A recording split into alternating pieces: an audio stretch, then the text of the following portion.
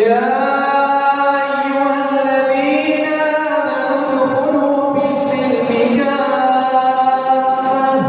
ولا تتبعوا خطوات الشيطان